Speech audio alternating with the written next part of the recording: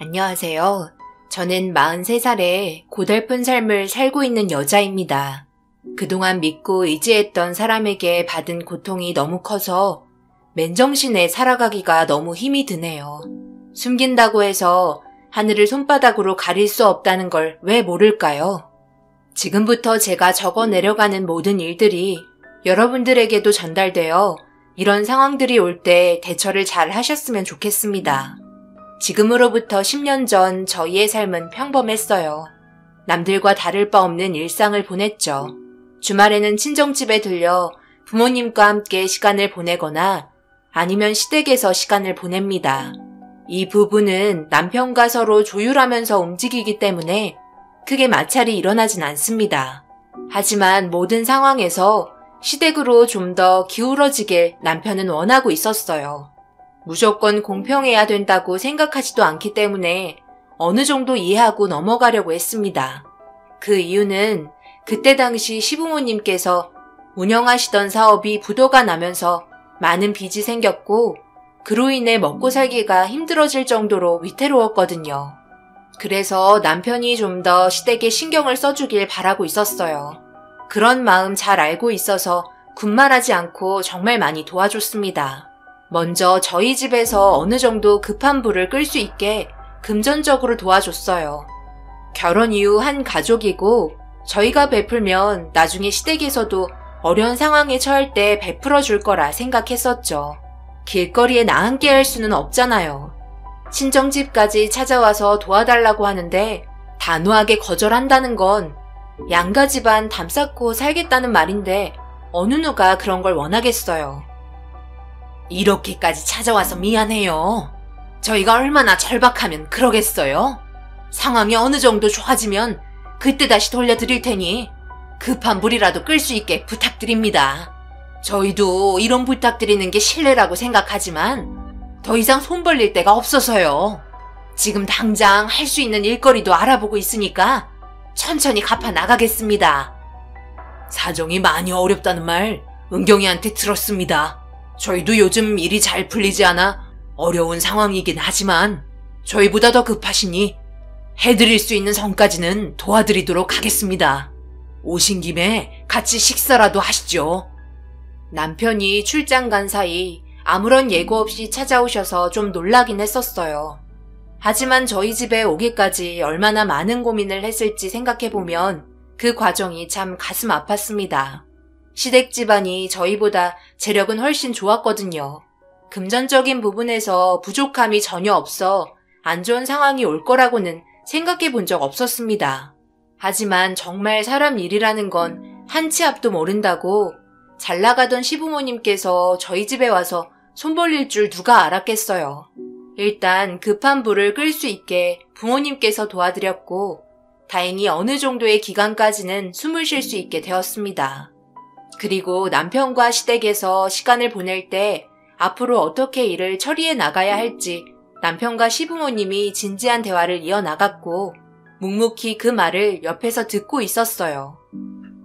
장인어른께서 일손이 좀 부족한 것 같은데 어때요?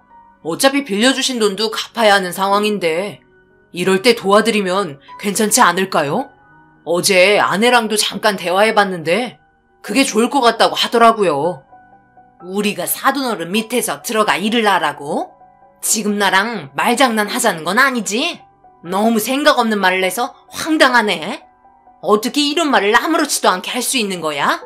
우리보다 훨씬 아래였던 사람들인데 그렇게까지 하는 건 자존심이 허락하지 않는다. 그러니까 2번 다시는 사돈과 같이 일하라고 얘기 안 했으면 좋겠는데 기분 좋게 시간 보내다가 다 망쳤네. 아버지도 같은 생각이세요? 어느 집이 잘 살든 못 살든 지금 현실을 보세요. 어느 집이 잘 살고 있어요? 우리 집안이 도움을 받아야 하는 입장이잖아요. 과거가 어떻든 그건 현재에서 중요한 부분이 아니에요. 자존심이 밥 먹여줘요? 그나마 저가에서 도와줘서 숨 쉴 만한 거잖아요. 이것저것 처지 따지다가 빚진 거 갚아야 할 시간 다가오고 그러다가 또다시 상황 힘들어지면 처가에 손 벌리게 해요? 아직까지 누구 집이 잘 살았다는 말을 하시는 거 보면 참 속 터지네요. 돈 벌리러 오셨을 때 기억 안 나세요? 저가에 돈 빌린 건 자존심이 허락해서 그런가 봐요. 저는 남편과 시부모님의 대화를 듣다가 과일 깎던 걸 멈추게 되었어요. 솔직히 저희는 진심으로 도와드리고 있었는데 겉모습과 속에 있던 모습이 너무 달라 기분이 많이 상했었어요.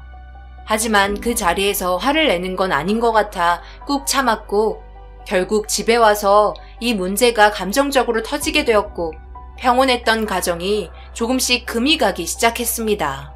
저는 서운했던 감정을 얘기했지만 남편도 성격이 좀 날카로워졌는지 제가 나타낸 반응을 민감하게 받아들였고 결국 한동안 아무 말도 없이 지내게 되었어요.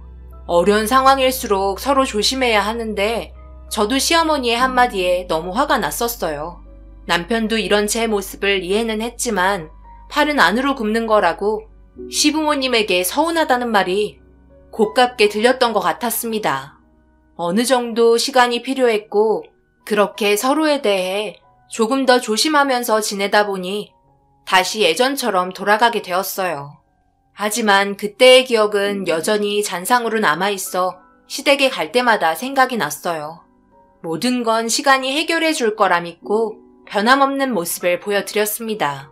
그런데 시부모님 정신을 못 차렸는지 아니면 저희 집에서 또다시 돈을 빌려줄 거라 생각했는지 상당히 게으른 행동을 나타내셨고 결국 빚을 갚아야 하는 날이 다가왔음에도 불구하고 아무런 대책 없이 시간을 보내서 또다시 도움을 받아야 하는 상황이 생기고 말았습니다.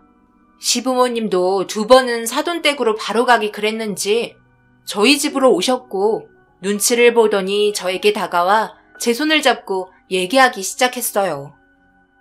얘야, 요즘 정말 일이 안 풀려서 시애미가 죽을 맛이구나. 이리저리 일거리를 알아봐도 마땅치 않아서 시간이 좀 더 필요할 것 같은데 이런 말 하는 게 염치 없는 건 알고 있지만 이번 한 번만 더 도와줄 수 있겠니? 마지막이다 생각하고 눈 딱 감고 사돈에게 한 번 더 손 벌려 봐라. 나중에 이자까지 확실하게 못해서 갚아줄 테니까. 그럴 수 있지? 아니요. 어머님 부탁 들어드릴 이유 없는데요. 생각해보세요. 충분히 저희 얘기 듣고 저희 부모님 일손 도와드렸으면 지금도 별 문제 없이 차근차근 빚 갚아 나갈 수 있었을 거예요. 그런데 그동안 집에서 놀고 먹고 하셨잖아요. 이 문제 때문에 남편과 얼마나 많이 다퉜는 줄 아세요? 현실을 보시라고요. 온 집안이 무너지고 있는 모습이 안 보이세요? 염치 없는 거 알고 계시면 미리미리 계획을 짜고 준비하셔서 염치 없는 일을 만들지 마셨어야죠. 저는 어머님이 하신 말 저희 부모님께 전달해 드릴 이유 없으니 더 이상 돈 문제로 힘들게 하지 않았으면 좋겠네요. 어머님은 제가 이렇게 나올 거라 예상하지 못했는지 잡고 있던 손을 급하게 빼셨고 자리에서 일어나 저를 향해 화가 난 눈빛으로 쳐다보기 시작하셨어요. 순식간에 안 좋아진 분위기로 인해 남편과 아버님이 저와 어머님을 떨어뜨려 놓았고 각자의 방으로 들어갔습니다. 당장이라도 제 머리를 잡고 흔들려고 하시는 것 같은 느낌이 들었어요. 그래도 해야 할 말은 하면서 살아야 속병이 나지 않을 것 같았습니다. 그만큼 참고 또 참았던 거죠. 결국 목마른 사람이 우물 판다고 시부모님은 부모님이 하시는 일을 도와드리게 되었어요. 아버님은 묵묵히 일을 하셨지만 어머님은 일을 하시면서 단 한 번도 묵묵히 일을 하신 적이 없으셨습니다. 불평불만을 늘어놓으시고 자신의 과거에 사로잡혀 현실을 받아들이지 않았어요. 아무래도 상상도 못했던 일이었고 자신이 이런 일을 하게 될 거라 생각조차 못했었겠죠. 저희 부모님은 건물 청소를 하셨어요. 새벽부터 나가서 건물 계단과 복도 청소하고 1층에 버려져 있는 쓰레기 분리수거에서 버리는 것까지가 맡은 일이었죠. 아버지는 그동안 열심히 일을 해왔기 때문에 평판이 좋았고 소개에 소개를 타 꽤 많은 건물 청소를 담당하게 되었어요. 엄마와 같이 일하는 직원 몇 명을 데리고 개인 사업을 했었습니다. 솔직히 더 이상의 직원은 필요 없었는데도 부모님은 시부모님을 도와주셨어요. 그렇게 함께 일을 하게 되면서 받은 월급으로 빚을 갚아 나가기 시작했고 어머님도 조금씩 자기의 현재 상황을 잘 알고 있는 것 같았고 서로 이해하며 맞춰 나가다 보니 관계는 조금씩 좋아지게 되었어요. 주말에 부모님과 만나서 대화를 해보면 처음에는 힘들어했지만 시간이 지나면서 조금씩 좋아지고 있다며 꾸준하게 오래 하면 좋은 일 올 거라고 긍정적인 답변을 주셨습니다. 그런데 겨울이 되면서 확실히 몸이 힘드셨는지 신체적으로 문제가 생기기 시작하셨어요. 저희 부모님이야 오래 해오셨지만 시부모님은 일을 하신 지 몇 달밖에 안 돼서 다가온 겨울에 힘들어 하셨습니다. 그러다 보니 약간의 마찰이 조금씩 생기기 시작했나 봐요. 하지만 어려운 처지를 알고 있었기 때문에 부모님은 항상 이해해 주셨어요. 겨울에는 주말에도 일을 나가야 하는 경우도 있어서 남편과 함께 부모님 일손을 도와드리곤 했었습니다. 그래야 빨리 일을 끝낼 수 있잖아요. 그런데 엄청 추운 날이 있었어요. 열심히 몸을 움직이고 있었지만 깊숙이 들어오는 냉기는 막기 힘들었고 아무래도 일하는 데 있어서 문제가 하나둘 생기기 시작했어요. 결국 오전만 일하고 철수를 하기로 결정하셨고 최대한 빠르게 분리수거해서 정리하고 있었는데 반대편 건물에서 비명소리가 들렸고 아빠가 급히 뛰어가는 걸 보고 난 후 일하는데 사고가 난 것 같아 저도 하던 일을 멈추고 반대편 건물로 뛰어갔어요. 그런데 충격적이게도 엄마가 쓰러져 있었고 머리에 피를 흘리고 계셨습니다. 계단에서 굴러 떨어진 것 같았어요. 아빠는 곧바로 119에 신고를 한 뒤 구급차를 기다렸고 뒤이어 시부모님이 달려오셨습니다. 남편도 숨이 찬 상태에서 무슨 일이냐며 들어오더니 쓰러진 엄마를 보고 놀란 듯 비틀거리며 안절부절 못하고 있었어요. 시부모님은 119에 신고를 했냐며 걱정스러운 얼굴로 물어보셨고 저는 고개를 끄덕이며 엄마에게 정신 차리라고 소리쳤지만 엄마는 일어나지 못하셨어요. 구급차에 실려가는 엄마를 보며 오열을 했고 병원에서의 의식불명 판정을 받게 되었습니다. 언제 깨어나실지 한정없는 기약에 그 모습을 바라만 봐야 한다는 게 너무 가슴이 아팠어요. 뇌출혈을 동반한 충격 때문에 힘들 것 같다는 의사의 진단에 기적을 물어보게 되었고 의사는 묵묵히 고개를 떨구며 병실에서 나갔습니다. 아침부터 일을 해야 할지 말아야 할지 갈등이 많았고 그런 상황에서 무리하게 일을 시작하려다 보니 이런 일이 벌어져 괜히 아빠를 원망하게 되었어요. 그리고 엄마 옆에서 깨어나기를 바라며 돌본 시간은 강산도 바뀐다는 10년의 시간이 지나가 버렸고 그 기간 동안 엄마는 그대로였지만 모든 삶이 많이 바뀌었습니다. 시부모님의 빚은 모두의 노력으로 다 갚은 상태였고 새로 시작한 사업은 성공적이어서 잘 되고 있었습니다. 그에 반해 저희 집안은 말이 아니었죠. 엄마가 병원 신세를 지다 보니 아빠도 힘들었는지 갑자기 몸에 경련을 일으키셨고 걷는 것조차 힘들어하셔서 병원에서 정밀 진단을 받은 결과 파킨슨 병이라는 판정을 받게 되었습니다. 처음에는 단순 근육통인 줄 알고 계셨어요. 주말에 일손을 돕던 도중 손과 발이 떨린다며 불편해하셨고 자세도 이상하게 구부정해짐과 동시에 보폭도 좁게 걷기 시작하셨는데 이 모든 증상들이 파킨슨 병이라는 병명에 정신적으로 엄청 힘든 상태였어요. 좋아질 수 없다는 점에 더욱더 절망적이었죠.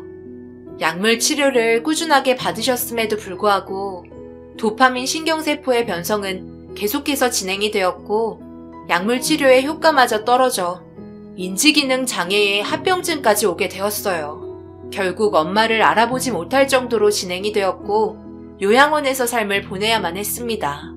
이런 상황에서 남편은 제 옆을 지켜주며 많은 것들을 도와줬어요. 시부모님도 받은 만큼 돌려줘야 한다며 최선을 다해 도와주셨습니다. 아버님도 틈만 나면 의식불명인 엄마를 살펴주셨고 저는 퇴근하면 저녁 시간을 엄마 옆에서 보냈어요. 주말에는 아빠를 보러 요양원에 찾아갔죠. 10년 만에 정말 많은 변화와 정신적 충격은 저를 너무 힘들게 했습니다. 아빠와는 오래 있을 수가 없어서 저녁 먹기 전에 요양원에서 나왔어요. 그리고 다시 병원으로 향했죠. 그런데 남편에게 전화가 왔고 아버님이 엄마를 간호해주고 있다며 자기도 일 끝나고 병원으로 오겠다고 대화한 후 끊었습니다. 남편도 일이 바빠 주말 평일 할 것 없이 계속 나가서 일을 해야 했어요. 그렇게 병원에 도착을 했고 엄마가 있는 병실 문을 열었는데 우당탕탕 소리와 함께 아버님이 벌떡 일어나셨습니다. 뭔가 엄청 놀란 듯한 표정을 보이셨어요. 무슨 일 있냐고 물어보니 별일 아니라면서 급하게 병실에서 나가셨고 이상하게 생각하며 엄마 옆에 앉아 눈을 감고 있는 모습을 바라보면서 주변 정리를 해줬어요. 그리고 뒤이어 어머님도 병실에 도착을 했습니다. 매일 물어보시는 말이 엄마의 상태를 여쭤보셨어요. 전혀 움직임은 없는지 깨어날 기미도 안 보이냐고 걱정하셨고 뒤이어 아버님이 병실로 다시 들어오셨습니다. 붉게 달아오른 얼굴빛에 어딘가 불편해 보여 아버님에게 무슨 일 있냐고 물어봤어요. 별일 없다며 피곤한 듯 옆에 있는 의자에 앉으셨습니다. 아버님, 피곤하시면 먼저 들어가세요. 어머님도 들어가세요. 저 혼자 있어도 충분해요. 아버님 얼굴빛이 별로 좋지 않으세요. 괜찮다. 내 걱정은 말고 너 몸이나 신경 써라. 잠도 못 자고 요양원에 갔다가 병원에 있으려면 얼마나 힘드니. 쉴 때 좀 쉬어야 체력이 유지될 수 있는 거야. 그러니 오늘은 우리가 옆에 있어줄 테니 경태 오면 바로 집에 들어가거라. 그래, 그렇게 하는 게 좋을 것 같은데 요즘 얼굴빛이 너무 안 좋아. 이러다 쓰러지는 거 아닌지 모르겠네. 어차피 네가 하고 싶은 대로 결정하겠지만 가끔은 우리의 의견도 따라주는 게 좋지 않겠어? 그날 남편이 뒤늦게 병원에 찾아왔고 체력적으로 한계를 느낀 저는 집으로 돌아갔습니다. 하루만 쉬었는데도 몸은 예전처럼 발걸음도 가벼웠고 다시 열심히 일상을 보낼 수 있는 체력이 어느 정도 회복이 되었어요. 그렇게 바쁜 일상을 보내고 다시 병실을 찾았을 때 엄마는 평온한 표정으로 아무 일 없이 누워만 계셨습니다. 그렇게 시간은 계속해서 흘러갔는데 뭔가 문제가 하나 있었어요. 엄마의 배가 이상하게 조금 불러있더라고요. 다른 특별한 증상은 없었기 때문에 소화장애를 일으켜 뱃속에 가스가 찬 것 같아 다시 원래대로 돌아가겠지 생각했습니다. 그런데 시간이 지날수록 엄마의 몸 상태는 여전히 그대로였는데 배만 볼록하길래 뭔가 이상이 있다고 인지하게 되었죠. 병원에서도 엄마의 몸 상태를 크게 문제 삼진 않았었어요. 그냥 단순 복부 팽창 정도로만 생각하고 있었습니다. 누워만 있으니 아무래도 여러 가지 합병증이 오기 마련이었죠. 그런데 피검사를 한 뒤 뭔가 문제가 있었는지 의사 선생님이 급하게 병실에 들어왔고 몸 상태를 이리저리 살피기 시작했어요. 한참을 엄마의 배를 보고 간호사와 심각하게 대화를 이어나가던 도중 얼핏 듣게 된 내용은 충격적이게도 엄마가 임신한 것 같다는 내용이었어요. 사색이 된 의사와 간호사는 사태를 파악하려고 다른 검사를 진행하고 있었고 이런 상황에서 때마침 아버님과 어머님이 들어오셨습니다. 저에게 무슨 일이냐고 물어보길래 머릿속이 복잡해졌고 최근 들어 아버님의 행동이 이상했다는 걸 짐작한 저는 무섭게 아버님을 쳐다봤고 갑작스런 돌발 행동에 당황한 시부모님은 왜 그런지 설명해보라며 저를 진정시켜주려 했지만 엄마의 몸 상태를 봤을 때 상상할 수 없는 일들이 펼쳐져 화가 머리끝까지 차오르고 말았습니다. 방금 의사가 뭐라고 했는지 알아요?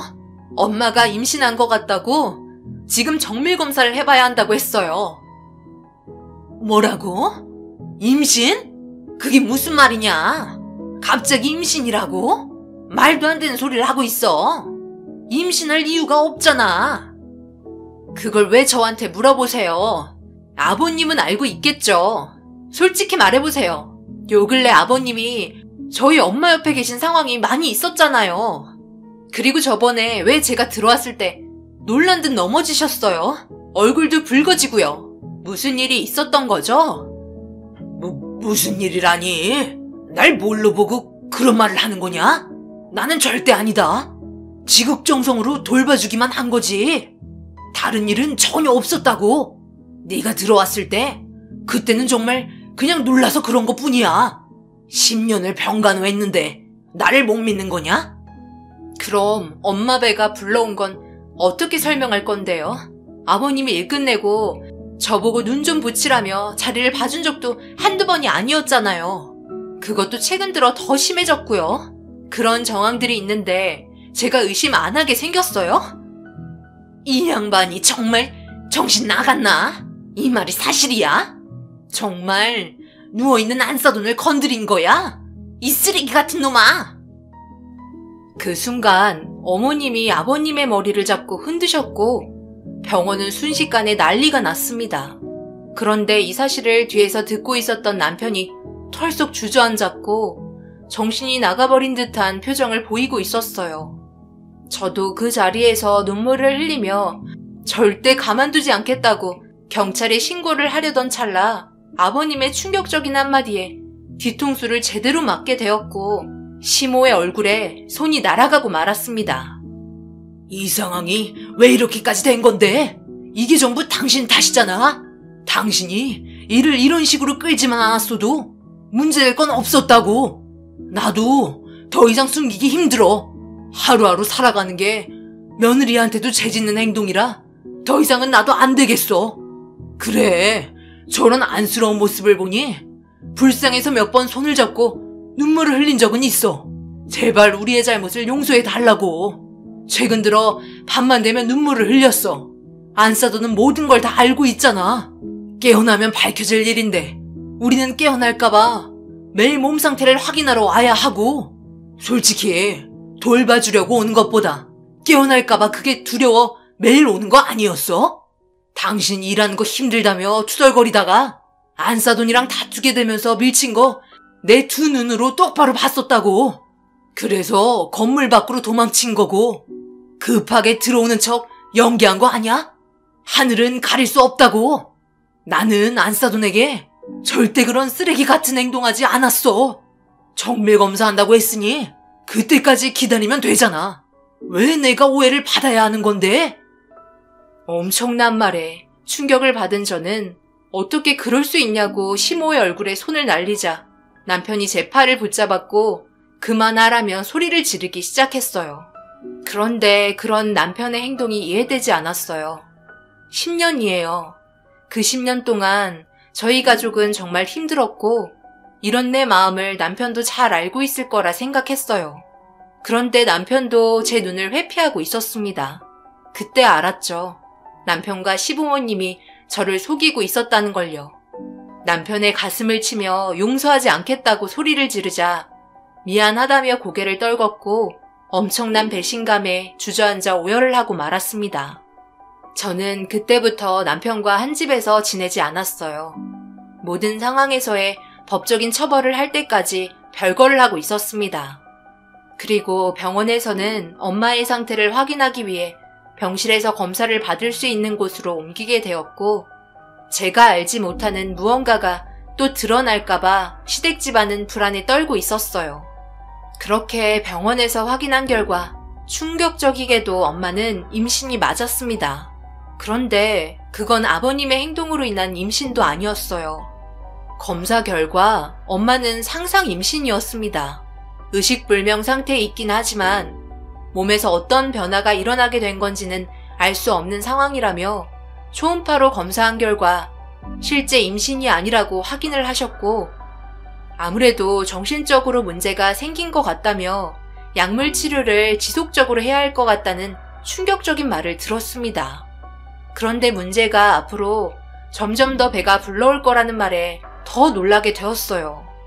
상상 임신 또한 똑같은 임신이라서 신체적인 변화가 일어나는데 치료를 빠르게 진행하려면 자신이 임신을 하지 않았다는 영상을 보여줌으로 인해 실제 임신이 아닌 것을 깨닫고 정상적인 상태로 돌아갈 수 있는데 의식 불명 상태에서의 심리적인 문제를 치료하는데 기간이 오래 걸릴 것 같다는 말을 듣게 되었습니다. 이런 상황이 의사도 처음이라며 충격을 받은 상태였죠. 그런데 엄마의 상상 임신으로 인해 10년 동안 덮어두고 드러나지 않았던 엄마의 사고가 밝혀지게 되었고 모두 다 한패였다는 게 너무나 큰 충격이었어요. 결국 이 문제로 인해 법적인 처벌을 받기 위해 절차를 밟고 있었어요. 그런데 제 몸이 조금씩 이상이 생기더라고요. 그동안 정말 힘들어서 아이를 가질 수 없는 상황이었는데 이것도 이혼을 해야 하는 시점에 남편의 아이를 가지게 되었습니다. 너무나 큰 충격이었고 미친 듯이 눈물을 흘리고 말았어요. 정리를 하고 싶어도 정리할 수 없는 상황에 빠져버린 나 자신이 너무 불쌍했습니다. 나 임신했어. 당신 아이를 임신했다고. 어떡할 거야? 내 인생 어떡할 거냐고. 너희 집안은 모두 다 정말 쓰레기 집안이다. 임신? 네가? 그 애가 진짜 내 자식이라는 거 나는 믿을 수 없을 것 같은데? 너 나랑 이혼한다고 별거 있잖아. 그동안 무슨 일이 벌어졌을지 어떻게 알아? 술 먹고 함부로 굴렸을지 어떻게 아냐고. 나보다 네가 더 쓰레기 같은데? 뭐라고? 우리 별거 한 지 얼마나 됐다고. 고작 몇 달이야. 그 사이 나도 엄마 신경 쓰느라 내 몸 상태를 전혀 몰랐었다고. 그런데 별거 있다고 나를 쓰레기 취급해? 내가 술 먹고 함부로 몸을 굴렸다고? 진짜 이렇게까지 밑바닥을 보일 거라 생각하지 못했는데 내가 알고 있는 것보다 더 쓰레기구나. 너 같은 놈에게 임신했다고 말한 내가 잘못이다. 법정에서 보자. 남편의 충격적인 말에 하늘이 무너져 내렸고 저는 예정대로 시댁 집안에게 법적인 처벌을 요구했습니다.